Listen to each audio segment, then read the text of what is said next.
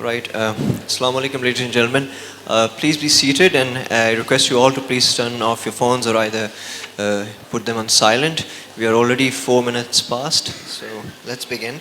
As you know, the title of the talk is Writing History, Noman Naqvi Sahab in conversation with Barbara Metcalf. Let me just introduce to you the moderator, Noman Naqvi Sahab, and then he can then take it forward from there. Dr. Noman Naqvi is the Dean of the Social Sciences, is the Dean of School of Arts, Humanities and Social Sciences, and Director of the Liberal Core Curriculum at the Habib University. He has a PhD in Anthropology from Columbia University and has held Mellon postdoctoral fellowships at the Department of Comparative Literature at Brown University and the Center for International Studies and the Liberal Arts at Connecticut College. Dr. Naqvi has also been a producer at the BBC World Service. So, Naqvi Sahab, shukriya. Thank you.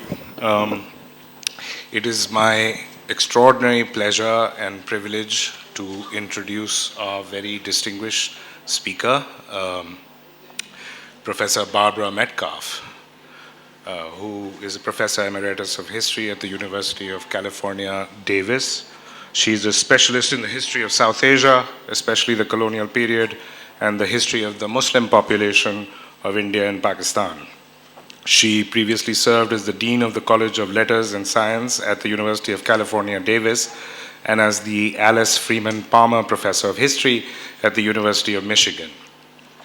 She was the president of the Association for Asian Studies in 1994 and the president of the American Historical Association from 2010 to 2011. And now to her very distinguished bibliography. The first major landmark text that she contributed to the history of our region, especially of the Muslim population of this region, but to Islamic studies in general, was Islamic Revival in British India. Her, what should one say, seminal book on Deoband, 1860 to 1900, that was in 1982, but it was reissued in a second edition in 2002 because it had become, the subject had become so relevant once again. And the select bibliography that I have here doesn't actually include a lot of the texts that are also very worthy of citation, one of which is one of my favorites, very early, Professor Metcalf edited this groundbreaking, to my mind, anthology project that she had undertaken in one of her many collaborative enterprises, scholarly enterprises. The book is called Moral Conduct and Authority, the Place of Adab in South Asian Islam. And it's really, I see it today as a kind of avant la lettre because the question of self-formation, of self-cultivation, of ascesis has become so important in the social sciences and humanities in general. This text, which has some really fine essays, including by her. Then there is Perfecting Women, Maulana Ashraf Ali Thanvi's Beheshti Zeva, which is a translation, annotated translation, to which she also wrote a lengthy introduction. Making Muslim Space in North America and Europe. So Professor Metcalf thinks both globally and locally. Making Muslim Space in North America and Europe in 1996. A Concise History of India, which we teach at the Habib University in Pakistan and Modern South Asia. That's one of the textbooks we use, which she co-wrote with her distinguished historian husband, Thomas Metcalf. Then Islamic Contestations, Essays on Muslims in India and Pakistan, 2004. Hussain Ahmad Madni, The Jihad for Islam and India's Freedom, returning to her interest in Deoband in the 20th century. That's 2008. And she is the editor and contributor to Islam in South Asia in Practice. Please welcome Professor Metcalf.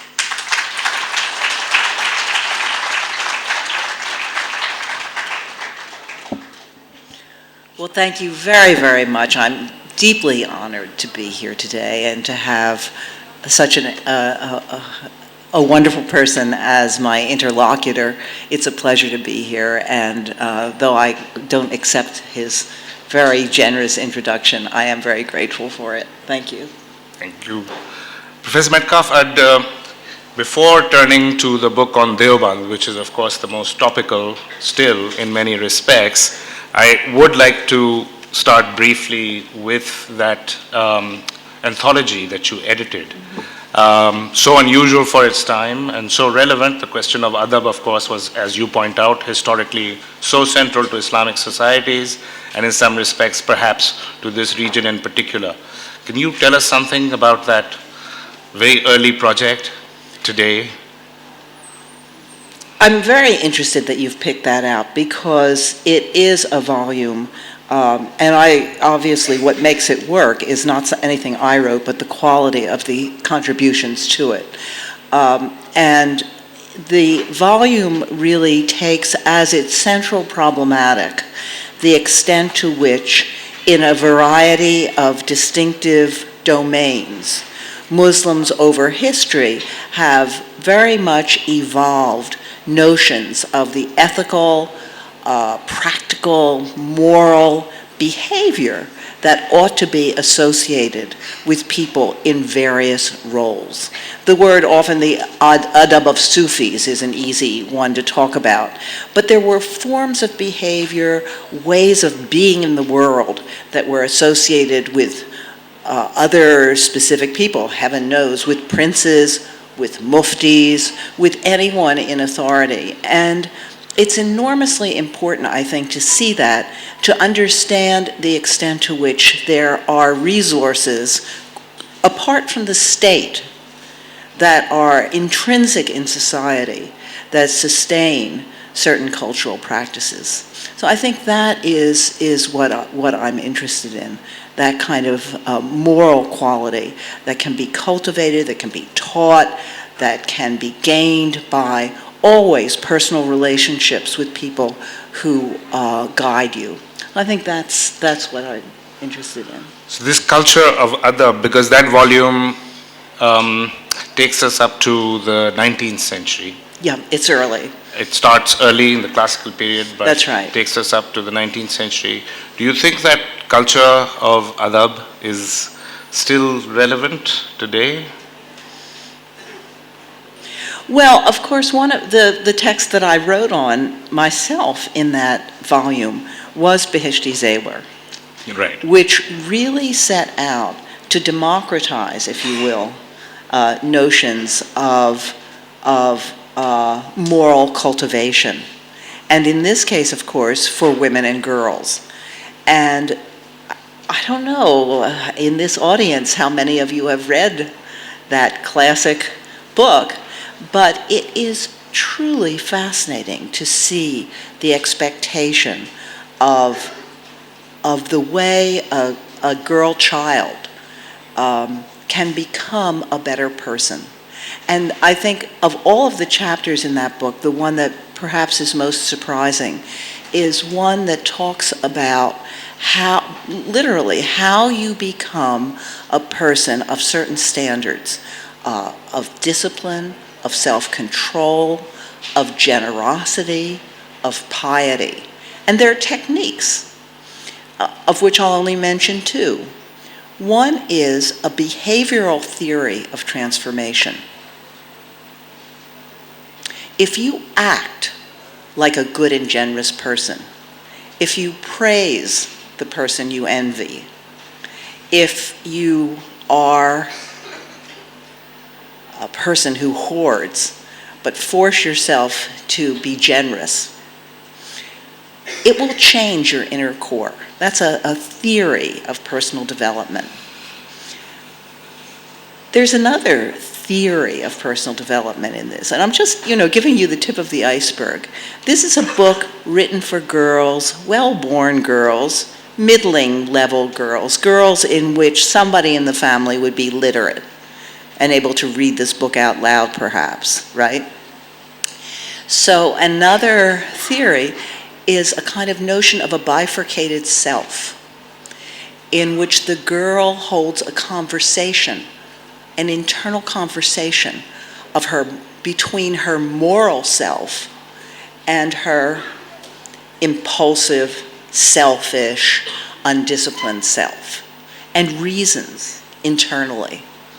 So, although the book focuses on the earlier period, quite true, this is a book, for example, that is read into the present, and so some of it carries into a later period. I imagine for a lot of people in this particular audience, Beheshti Zevar is hardly a text that would recommend itself as a project of moral exemplification.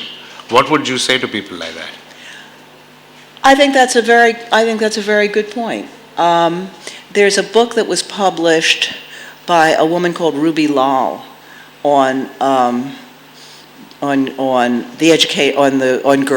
girlhood, a year, maybe 2 years ago, and she takes the position of many, let's call them modern women, that the whole point of ulama-generated religious reform was to suppress women, to limit women, to confine women. There is certainly an element of that. I mean, there's no question that writing in the late 19th, early 20th century, the ulama, in fact, like Aligarh people, in fact, thought proper women should be secluded. I mean, no question, that's there. But there are certain other dimensions of this that I think gave girls and women certain kinds of skills, certain kinds of, if you will, pride in achievement and accomplishment, not least encouragement of literacy, which is a very powerful thing. So I don't know if that answers your question. Let's turn to the other project of reform that you wrote about, which is Deoband.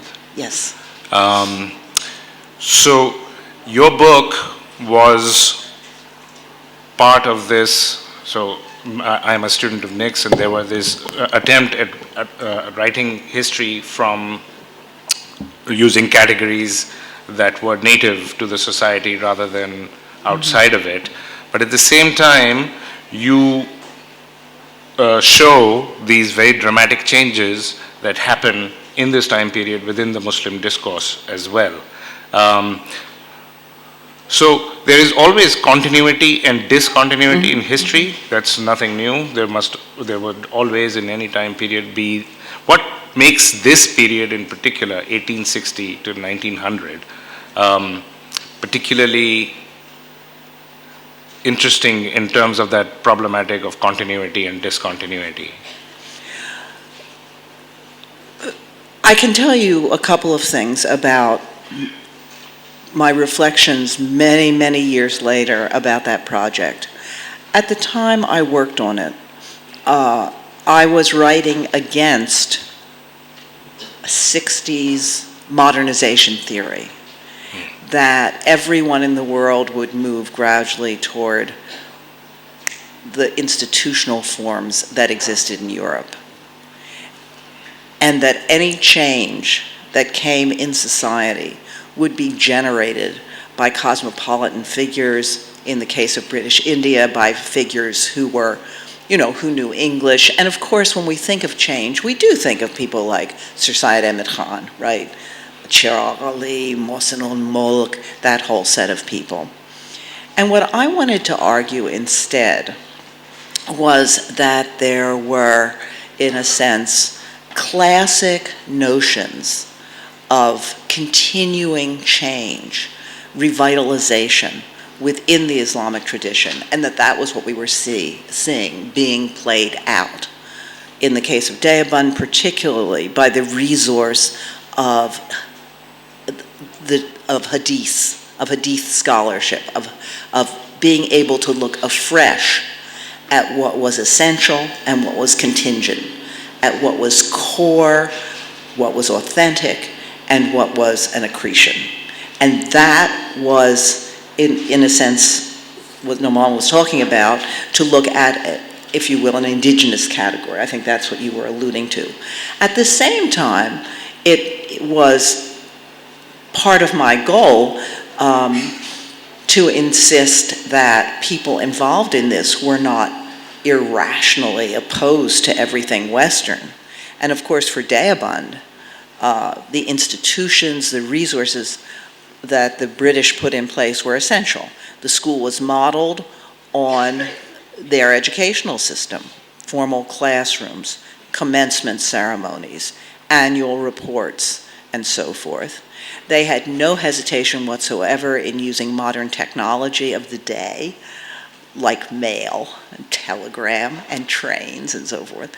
So that was where I started. But there was more to your question. I'm trying to think. So, of course, there must have been, Islam is a discursive tradition, so there is an ongoing conversation. There must have been transformation before as well. There was, That's right. of course. That's right. So, what about this time period in particular? You know, this is something I have been thinking about recently, and we talked, the two of us, in a brief conversation earlier this morning.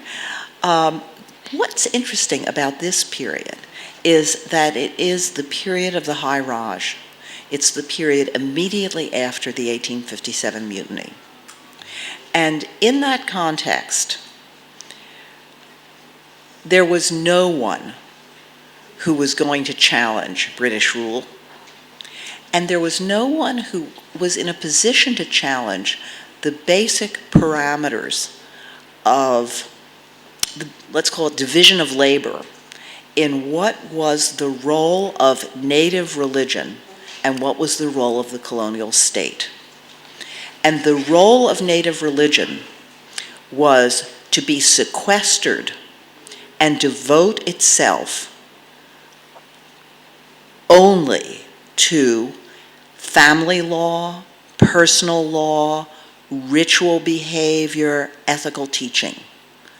The ulama, the pundits, whatever, would have no place in guiding politics and economy. And in some ways, this very vital fact, this very vital, if you will, form of a secular state, okay? We can talk about whether or not it is a secular state or what that means, is something the ulama began to take possession of, take ownership of. And I think that's what's interesting in this period. You know, so when I first read your book in graduate school, I happened to be reading at the same time Partho Chatterjee's work.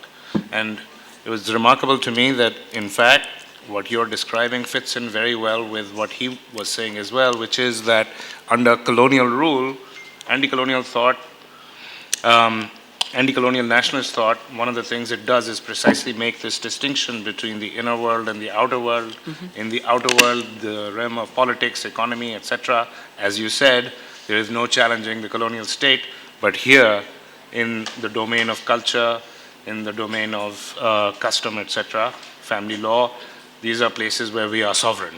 That's right. That's right. And you don't want to jeopardize that. You don't want to do anything that will put that to risk. And that's a very long tradition at Deoband. And, you know, leaping way ahead, in the 20th century, when you begin to get Deobandis who are Gandhians, who are devoted to Congress, ferociously anti-colonial, there is huge tension within the school. And the leading figure in that is Maulana Ashraf Ali Tanvi, which is hard for Pakistanis to get their head around, I think, because he dies in 1943, but he is taken as a supporter of Pakistan and the Muslim League.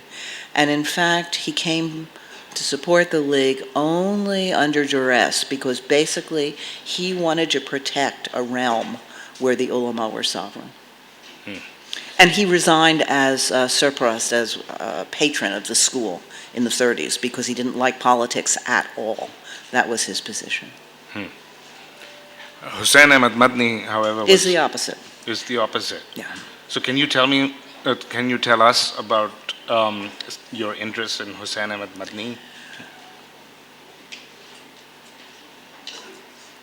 I think it's very important to recognize the extent to which in the Indian subcontinent, which accounts for a third of the world's Muslims, after all, there was a very long tradition of decades of precisely an apolitical role for the ulama. In other words, the only time the ulama are involved is kind of the classic one, when rule is unjust, when the rulers are corrupt, when the rulers are exploitative. And when that happens, all good people must rise up and challenge them, but that is not for them to take over the state. And Hussein Ahmed Madani is the leading figure, the leading alim, based in a traditional seminary, if you will, who takes that position. He was for many years president of the Jamiatul Ulama-e Hind, which was allied with Congress. And I think that is something that needs to be documented, that tradition, if you will, of secularism. So that was my interest in him. A very important part of that book is the time that Hussein Ahmed Madani spent off Malta. Of Malta, yes? Yeah. And that to you is a central experience for him in terms of the kinds of politics he comes to embody. There was a move, some of you may remember, in the early 20th century, in the lead up to World War I, to forge ties with Ottomans in the hope that they would invade India through Afghanistan, weaken the British in Europe, and force, in a sense, the freedom of India. Okay? And at that point, the leadership at Deoband required the person who was most active to leave the school. The school was following this great caution: we will keep our domain safe. So you've got these figures who go off to Kabul. It is not a Muslim movement. There are Hindus involved, Muslims. It's an anti-colonial movement. And one of the leading sheikhs of Deoband, Mahmud al-Hassan, goes off to the Hijaz to try to work on influencing Ottomans there. You can always get permission to go on Hajj, so that was his cover. Unfortunately, he, Hussein Ahmed Madani, and a handful of others were found out and sent off to Malta, to this island where they were interned as political prisoners during the war. And Hussein Ahmed Madani had already been in Medina, as his name suggests, Madani, for many years because his family had moved there. So he already was something of a cosmopolitan because he was dealing with people from many countries. And then in Malta, there were many Ottoman officers. There was a Bengali accused of bomb throwing. You know, there were a Punjabi doctor arrested in Cairo. So it was a very diverse group together for a very long time. And he really developed his ideas of nationalism and anti-colonialism there. And so when he later would deal with people who imagined a religiously based state, Iqbal, other scholars, let alone Maududi, for whom he had no time whatsoever, he positioned himself as somebody who knew how the world worked.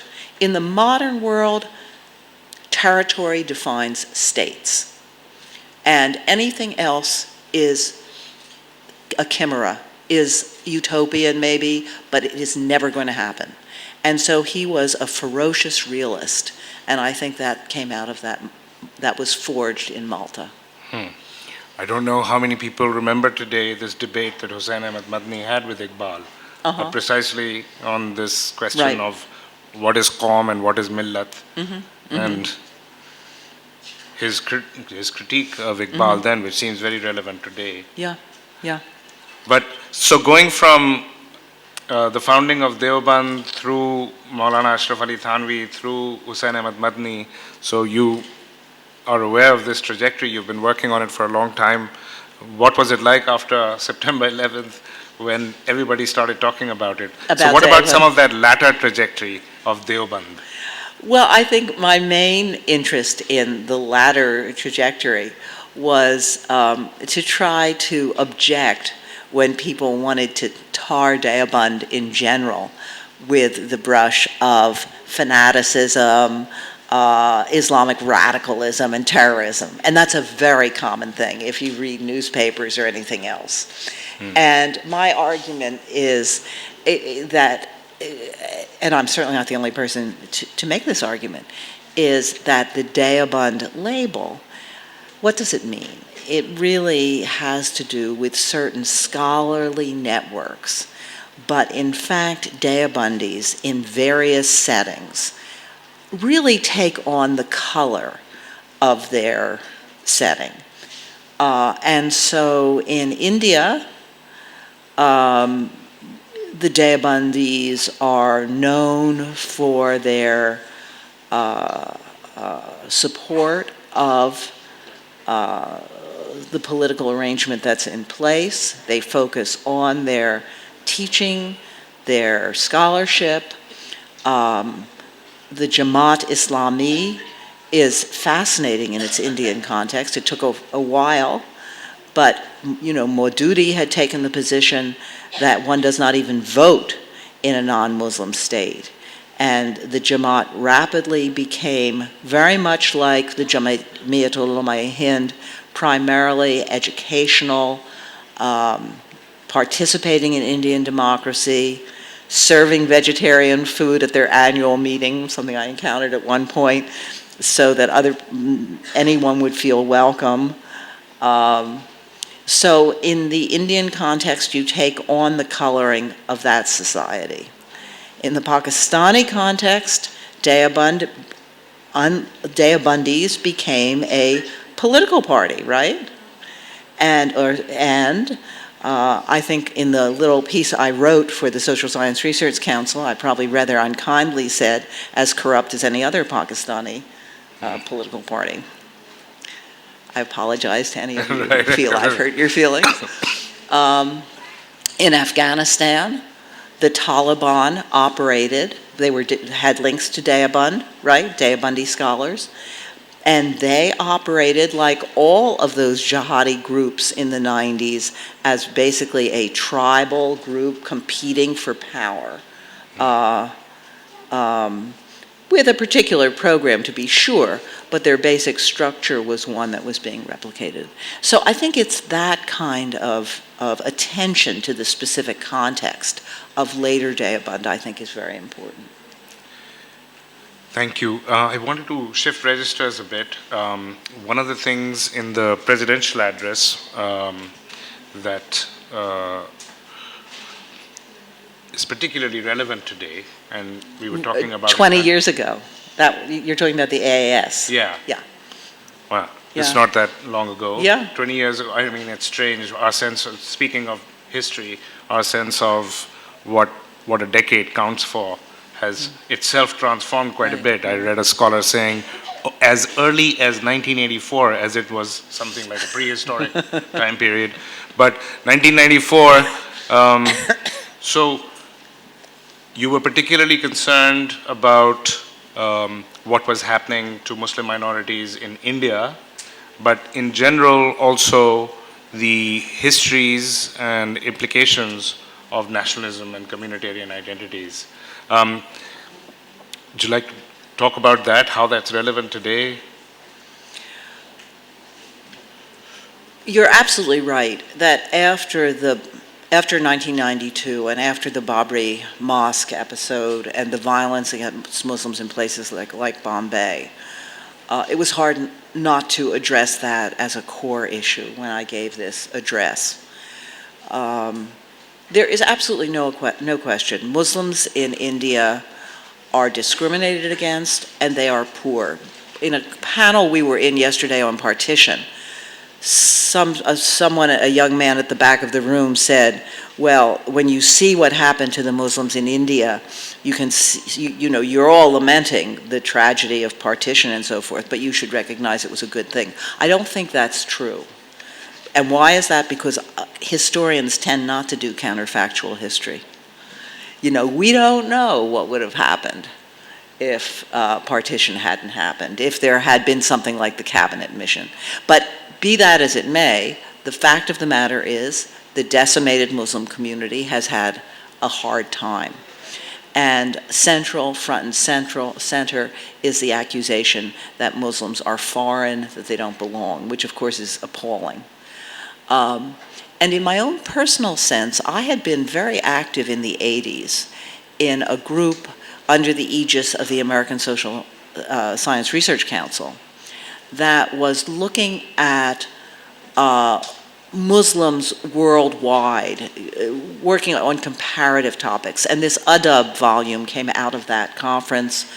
The project on Muslims in Europe came out of that, where you would be bringing together people with expertise in various areas.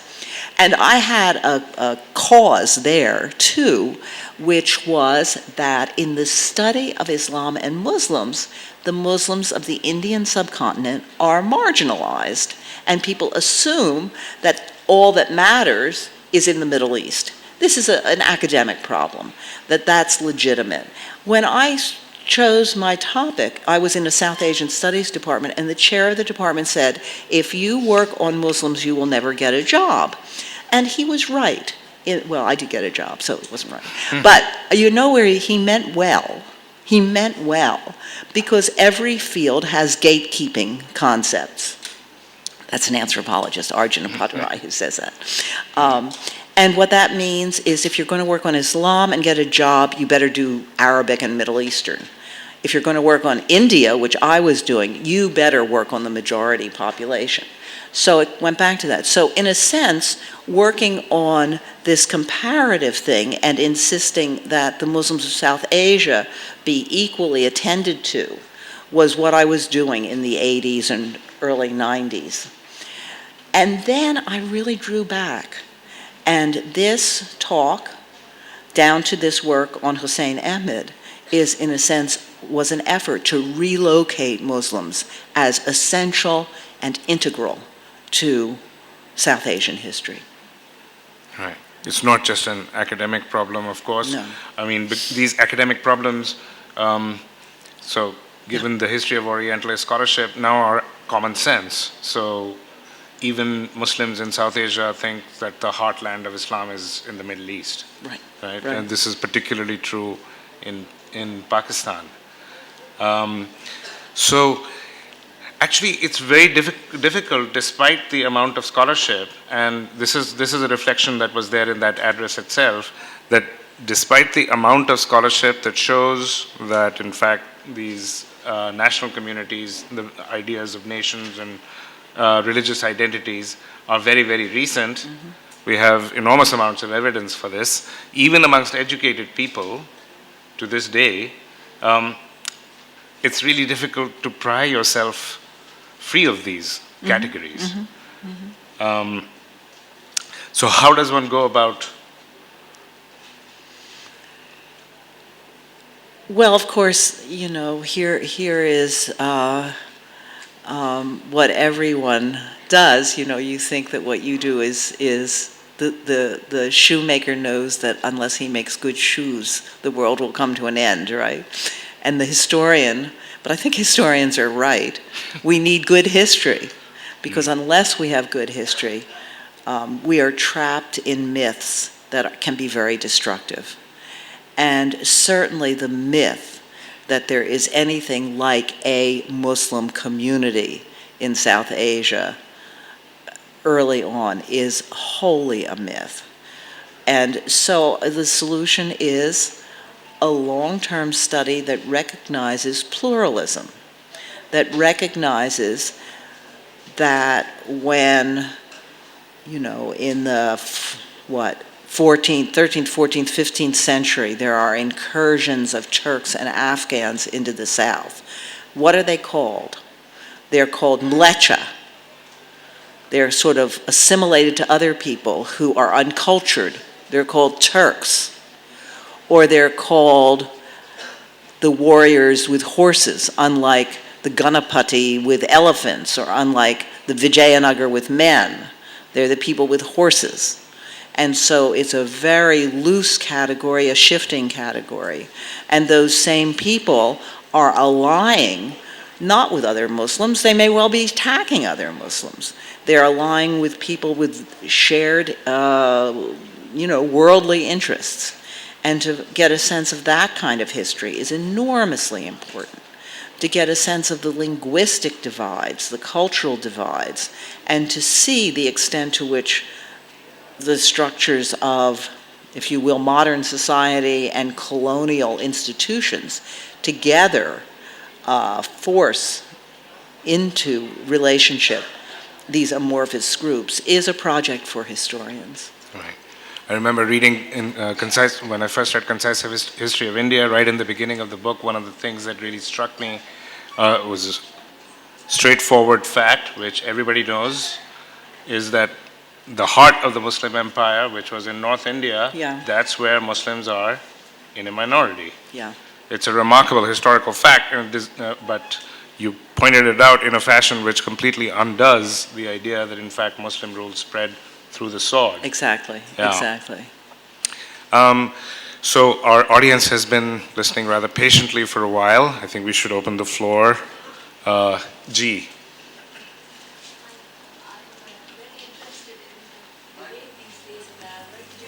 G.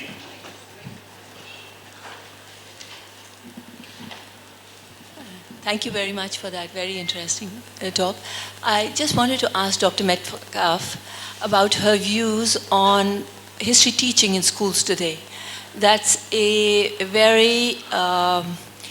that's a topic of debate about the kind of history now and what is to be included in the history textbooks for school. And I have, for the last several years, been working on books of history where I try to develop children's understanding of how to differentiate between accounts and to look for evidence in where history is written. And what are your views about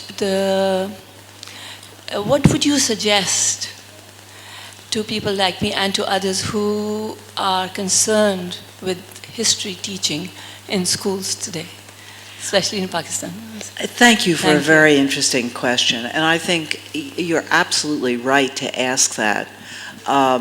Most people get their ideas of history at an early age. They get them in school teaching. If they're of a more, let's say, privileged background, maybe they go to museums or even tour historic sites. That's where the ideas of history are made, television programs, whatever. And I think the challenge at every level, and it's a challenge for school teaching and it's a challenge for university teaching, college level teaching, is somehow to defamiliarize, break apart the notion that the history that matters is the history of the state. That the history that matters can be defined by the contemporary borders of a state. And I guess I mean two things by that. One is, how do you become a modern nation? You become a modern nation by, one way is you have to give yourself a biography. A state has to have a biography. You tell a story, and the story you tell is one of continuity, right? And it's one of forgetting. And in American history, we have soft-pedaled throughout, at every level of our teaching, our exploitation, slavery, genocide of Indians. We don't want to remember the bad things about our history. And so the exercise of the historian is that we cannot be, in fact, a good society, a free society, a progressive society, unless we look at bad things as well as good. So problematizing state history. And if I had a single technique that I've done with my own students, it's giving, and of course it would depend on what level, doing exercises with students in which they imagine their own connections in the world, or begin to imagine the connections of his other figures, and perhaps historical figures.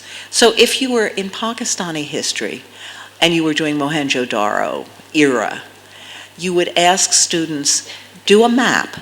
You're a merchant living in Harappa or Mohenjo-Daro. Where do you go? And you know, this is hard work because people don't write textbooks like this.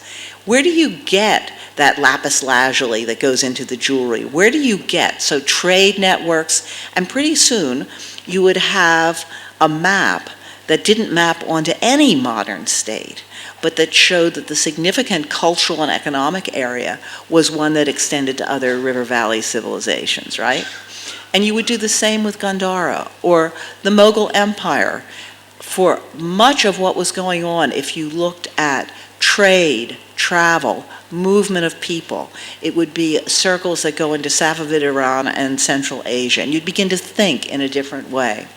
So, you know, down to the present. I think that's one way, one technique that I think is, but I don't know enough about, you know, sort of Pakistani textbooks to know, but it's a great question. Yes, somebody. I have a question that you mentioned that the changes which is taken place in Europe are gradual. In my opinion, the gradualism of evolution or as well as punctuated equilibria, they are going together. Like in our region, Indian subcontinent or in Muslim society, the changes, instead of gradually, they are like a punctuated equilibria, like in a society, the changes are imperceptibly going on, but we will feel it when the changes appear in a mainstream, then we realize that, oh, there is a giant leap happen in our society or in a Muslim society. And another thing which I would like to mention is the problem with our historian in Pakistan is we are still trying to answer the arguments or point which were raised by Jadunath Sarkar in Aurangzeb case, instead of going through the references which he mentioned in his 3 voluminous work about Aurangzeb Alamgir. Thank you. Can you repeat what his question was?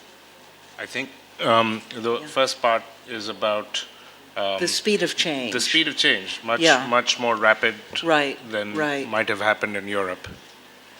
I think that's an excellent point, and you know, it's not so much a question, but a recognition of how challenging a response is.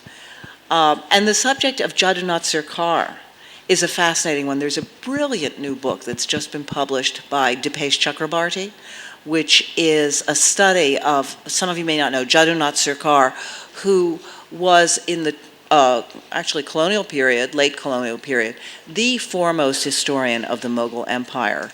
And really was, to come back to this question of how a modern state requires a national history, he was providing a national history for India. And it took the form in part of, with a guy, his partner in much of this, Sardesai, who was working with Marathas, the two of them creating a public archive. You know, it seems, again, so obvious to us that there are public archives. But in the pre-modern period, governing papers were private. They belonged to the families. And so they were out buying, collecting, bringing papers together, and then forging a history, which of course centrally for the Mughal Empire gives us much of the view we have of Akbar and Aurangzeb, that kind of, you know, white and black, good and bad image that is such a burden to the present. And I think you're absolutely right that these are subjects just crying out for revisiting. So there are lots of. Can you give the mic to this gentleman over here in the yellow shirt and the black coat? Okay. Should I? I've been told to stand up and start speaking. I'm sorry, I hope I'm not disrupting things. Dr. Metcalf, the entire festival, I think 75% of it is framed by history or histories. Good. And yet, in Pakistan today, in our higher education, I'm forgetting the school education system, we don't have a market for history. Our universities also are creating courses or even degrees which are at best have to be interdisciplinary or multidisciplinary or whatever, where history gets sneaked in as a course or two at best. Our best historians also have to make it very palatable. But if we leave aside the entire frame of the so-called modern state, the intrinsic value of history, how can you or others, or Noman sitting there, how can they begin to create that in its own right so that we'll have proper history as a full course which is then needed, or a degree which is needed in the market? Today they say there is no market for history. Is that true? Or if we have to prepare a brief for history in Pakistan today, where will we begin? Where will we begin? I suspect that there are many of you in this room who are much better positioned to answer that question than I am. There has been an ongoing struggle for school education in the US in attempts to merge history into civics education, for example. So exactly that same problem of insisting on the integrity of history as an independent subject, a hard problem to face. The issue of the one place where there must be a market is in the schools, right? And the effort that I'm familiar with in the Indian case is of leading historians attempting to prepare alternate textbooks that reflect contemporary scholarship and to get them into as many schools as they can. Every country varies in the extent to which there are choices allowed on the part of schools, and that's why I say it's not something that I would know the answer to. Sorry.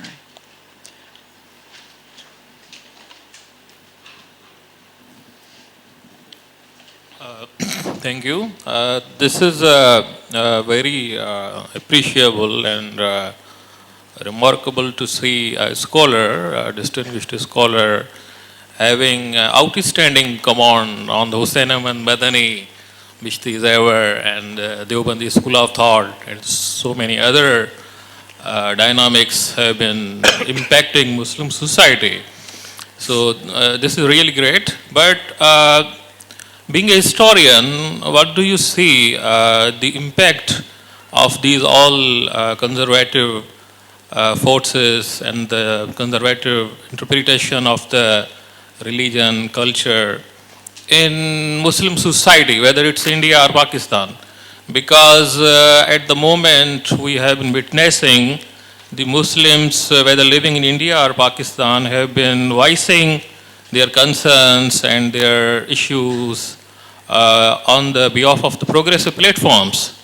So the Bishti Zawar and so many other Excuse things. me, there are lots of people and we're very short of time. So Could I ask you to be what's very your brief? ultimate analysis about the prevailing dynamics in society, whether they are following progressive school of thought or the conservative, as you have been advocating, and the central research of your studies? Thank you. Do you want to just collect some questions? Yes. Why don't we collect some questions? This gentleman. My name is Rashad. I'm a banker. As you said that the Deoband school didn't earlier participate in economic activities or the economic interference with the government. But due to independence in Pakistan, there are two big Deobandi schools over here. One is for Islamic banking, which is the Taqi Osmani school, and the other one is the Newtown school, which is basically JUI Pakistan or JUI Hind. So they are opposed to the Islamic banking. And there have been they've written books against each other, and they're fatwas. So have you, this modern dynamism and this Islamic banking of Taqi school is basically, they're not modifying according to the concept of Islam, according to me, but they've adapted the recent, they've just gone into this Jewish banking and modified it. Okay. And basically that is the argument, that is why the Newtown is against, they've given fatwas against this kind of Islamic banking. Okay. So if again, you could highlight something on this, brief, I would love, because you said that the economic interference with the government, that has not been Maulana Madni's view. Yeah. You want to respond to that? How much time do we have left? We have 7 minutes. Okay. I'll be very brief. You use the term good history. Can you elaborate on that, please? What do you mean by good history? I'm not sure if I can pull together some of these themes in these questions or not, but it does seem to me that much of what we're doing when we try to write good history is precisely to get beyond what we've inherited from the colonial period, which is a history that, after all, and let's just be clear, a history that many people bought into, of a picture of backwardness of India, colonial India, as having traditions, religious traditions that were backward, that were corrupt, that were superstitious, and of the West bringing enlightenment, okay? And so how do we challenge that history? And it's also a history that assumes essential categories like Muslim and Hindu that we've been talking about a lot today. And so I think that that's what we're doing. We're trying to move beyond all of that. And one of the ways, it seems to me, to understand the energy that goes into attempts to reclaim public life for the Hindu right, or for those who expect Pakistan to be an Islamic state, part of what fuels that is a reaction against the colonial division that argued that these religious traditions had no place in public. And I think that heritage is a very bitter one. And in India, you can see it by the anger at what's always called Nehruvian secularism, with its disdain for religion. It's a reaction and a response to that. And much of the energy that went into the thought about an Islamic state at the time of partition, I think, was also fueled by that attempt to get beyond the travesty that was the colonial narrative of history. Lots of hands up. That gentleman over there. It's hard to look at the lights. I think you've made the argument that there is no causal relationship between the Deoband school and doctrine and the rise of religious extremism or intolerance generally, which of course goes against much post 9/11 common sense. My question would be, do you think it's only a matter of the particular politics and context of a particular region and state that determines how groups like the Deoband act, or do you think other groups have played more important roles? For example, groups like the Jamaat-e-Islami, or maybe more marginal groups like the Majlis-e-Ihrar-e-Islam, in the rise of this general picture, this mainstreaming of religious intolerance. Thank you. I guess I would just say one thought I have. One way of understanding this long history during the colonial period and the focus on personal law, ritual, private life, is also, in fact, to see it as deterritorialized, as a point of view that is quite detached from the nation state. Now, that can change dramatically. It changes dramatically once you have Pakistan. But it also means that if that is your focus, you have a point of reference for interacting across borders. And I've been thinking that Tablighi Jamaat, in some ways, is the logical extension of this colonial period focus in which you completely opt out. So that would be a counter to emphasizing the continuing importance of a particular context, right? It may be forged there, but then it comes to take its point of reference in a much larger geographic area. Okay, I'm sorry. It's great that this has been such a stimulating session, but we only have time for one question. Thank you for allowing me. So I work in the teacher development at Aga Khan University Examination Board, and I've traveled, thankfully, across the country in many different schools last year and this year. So I'll just ask one question which students ask me when I sit in the Pakistan Studies classrooms, and with your profound experience, maybe you could respond to it. Why should I study history when I'm in grade 6, 7, 8 students? And if I do, why? If I'm satisfied with that, why? How should I study it? I said to Noman, as I was thinking about talking about writing history, I brought along a text for the day. So if you're going to have your verse to meditate on, it comes from a great historian of American history, John Hope Franklin, whom you may or may not know, but he was an African-American history who wrote landmark changing books to try to open up American history to its darker side. And what he said was, what he did for history, he insisted upon its relevance, its preeminence as the indispensable instrument of change and even salvation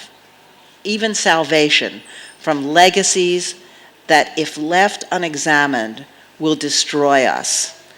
Good history, this is a direct quote from John Hope Franklin, good history is a good foundation for a better present and future. And I know that sounds very abstract to your 6th grade students, but I think it really is the heart of what I'm talking about. Thank you for a wonderful session. Again, welcome to Karachi. You've been here many, many times. Thank you for being here. Thank you, everyone.